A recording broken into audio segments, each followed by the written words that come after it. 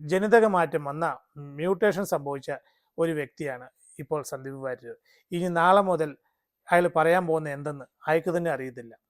എല്ലാവരും പറയാതെ ഗ്രൂപ്പ് വഴക്കൊണ്ടാണ്, അല്ലെങ്കിൽ സുരേന്ദ്രനെ ഉപദ്രവിച്ചിട്ടാണെന്നൊക്കെ. അങ്ങനെ പറയാൻ വരട്ടെ. ഒരാൾക്കൊരു പാർട്ടിയിൽ പിടിച്ചു നിൽക്കണമെന്നുണ്ടെങ്കിൽ അയാൾക്കൊരു ബേസിക് ക്വാളിറ്റി വേണം. കുറേ അനുയായികളെ കൂടെ നിർത്താനുള്ളൊരു കഴിവ് വേണം. ഇല്ലെങ്കിൽ അയാൾക്ക് ഒരു പാർട്ടിയിലും നിൽക്കാൻ സാധിക്കില്ല. അയാൾ വെറും ഒരു അപ്രധാന വ്യക്തിയായിട്ട് മാറുകയുള്ളൂ, വെറും ഒരു വോട്ടറായിട്ട് മാറും. ഇന്നു മുതൽ മോഡി ശരിയല്ല എന്നും രാഹുൽ ഗാന്ധിയാണ് ശരിയെന്നും ഇയാൾ മാറ്റി പറയേണ്ടി വന്നിരിക്കുകയാണ്. എല്ലാം നഷ്ടപ്പെട്ട ഒരാളാണ് അയാളിപ്പോൾ. വീട്ടിൽ ചെന്ന് കഴിയുമ്പോഴോ അയാളുടെ ഭാര്യയോ അമ്മയോ അടുത്ത ബന്ധുക്കളോ എല്ലാവരും ചോദിക്കും, ഇത്രയും കാലം ഈ രാഷ്ട്രീയത്തിൽ നിന്ന് കളിച്ചിട്ട് എന്ത് നേടിതാൻ?